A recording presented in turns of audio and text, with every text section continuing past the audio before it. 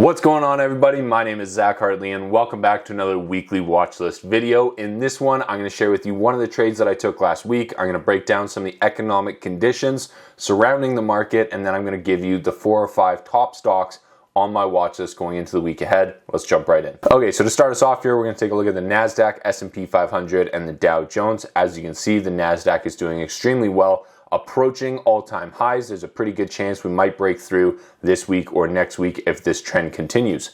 When we take a look at the S&P 500, we have already broken through those previous highs, and we are continuously setting new all-time highs right now in a strong bullish trend. The Dow Jones is also looking very similar to the S&P 500. We broke through previous resistance. We continue to push higher. Things are looking good right now. When it comes to the VIX, though, we did see a little bit of volatility early in the week as we got back numbers about inflation. We're going to talk about that in just one second here. But we are starting to see just a small little creep up of the VIX right now, indicating that we could see some more volatility in the future. Now, when it comes to Bitcoin, Bitcoin had a pretty solid week. We are pulling back just a little bit right now, but the key thing here is that we broke through 50,000. This is a big milestone for us, and I think it is confirmation that this bullish trend is going to continue. If you're interested in getting started with crypto, I've got some links in the description to this video that will give you $25 with Newton when you deposit and trade $100, or you can create an account with Coinbase and they're going to give you a free bonus offer as well. Links are in the description down below.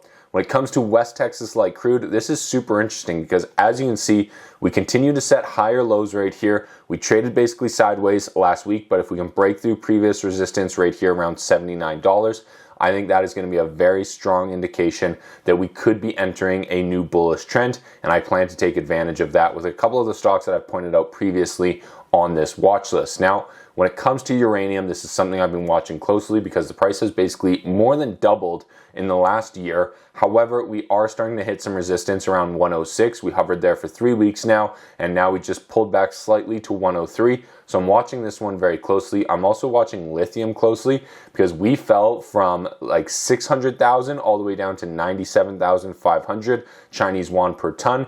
And now we have been trading sideways for about 2 or 3 months. So I'm watching this one very closely because it feels like supply and demand are starting to equalize out. And if demand continues to grow, we could be in for a rise in price and possibly a rise in the share price of the lithium miners. When it comes to earnings this week, we've got a lot of big companies reporting. We're kind of at the tail end of earnings season, but we do have Walmart and Home Depot reporting on Tuesday. We got Palo Alto Networks reporting on Tuesday aftermarket.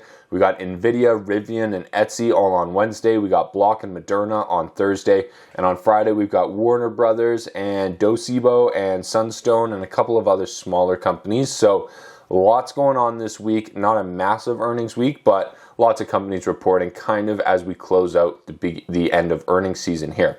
When it comes to market conditions, it is super interesting right now because inflation is not coming down quite as fast as we had expected. Inflation actually came in at 3.1. I believe the expectation was 2.9.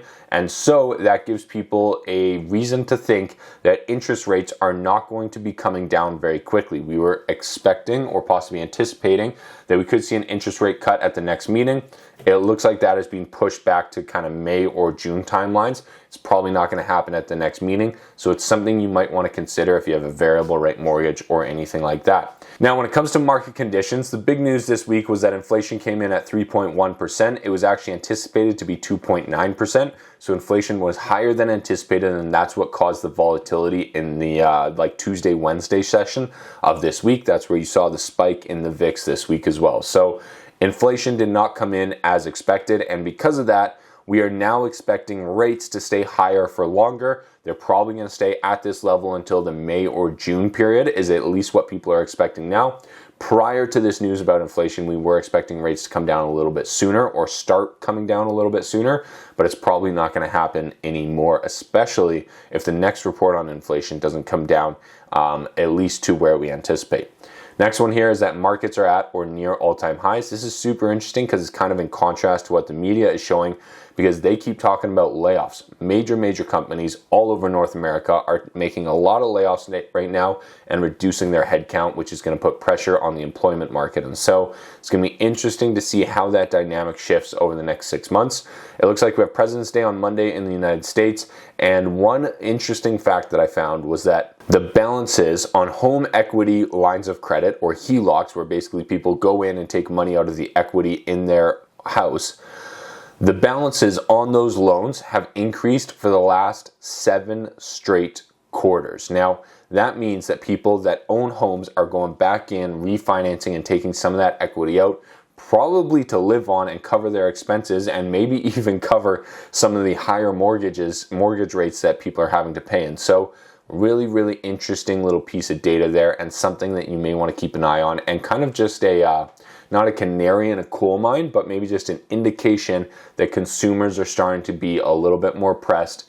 People are starting to run out of money, and these high interest rates are really starting to play a toll on a lot of people. Now, when it comes to my trades last week, I took a position in Tesla. I got in here around 190. I set a stop loss at 172, so I have about a 10% stop, or a 10% risk on this trade, and I'm expecting it to bounce off support here, hopefully come up to around 250, 260 is my first profit target. So this is a trade that I took this week. I share all of my analysis and my live trades in my Discord chat. If you want to check that out, the link is in the description down below as well.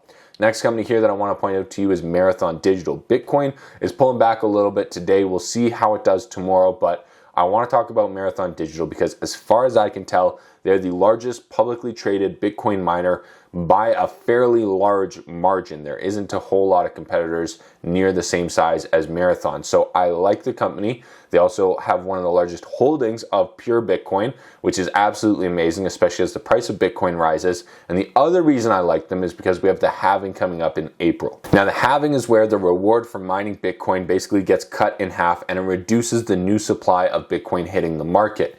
Over time, the idea here is that it is deflationary, and if the demand continues to rise for Bitcoin, that's what should drive the price up, and it should not be hampered by new supply hitting the market. And so when that happens, when that reward gets cut in half, it happens every 4 years, and here's what happened last time in 2020. Marathon Digital on May 11th was trading at $76, and 150 days later, it had generated a 182% return. We also have Riot Platforms that generated an 84% return, and then we have Bitfarms and Hut8, which both lost money. And so the third reason that I like Marathon is because based on historical data, they have performed best when these events are happening. And so this is my analysis. This is the company that I like. I actually hold long-term options in Marathon. I'm thinking about buying some more short-term options. I've already done very well on that. And again, all of those trades are in my Discord chat. Next company that's on my radar here this week is Drone Delivery Canada. They made a couple of news announcements, and it drove the stock up from 15 cents to 40 cents. And now it has come back down to around 23, 24 cents, now trading at 26.5. I'm interested in this level here because it has acted as support once in August of last year, again in October of last year, and now in February of this year. We will see if the price can stay above this or if it continues this bearish trend. The next company I want to talk about here is Nouveau Monde Graphite. This is a very interesting company out of Montreal. They just signed a massive deal to supply graphite to car and battery manufacturers across North America. They're currently testing previous resistance right here around $4.15. If the stock can break out here and if this company can execute properly, I think they're extremely well positioned in this market, and they should do extremely well. And the last company here is Alibaba. China has been in a lot of turmoil lately. They've had a really rough go. Alibaba stock has had a really rough go, but it's starting to look like it's a good value play. It's starting to have really good ratios.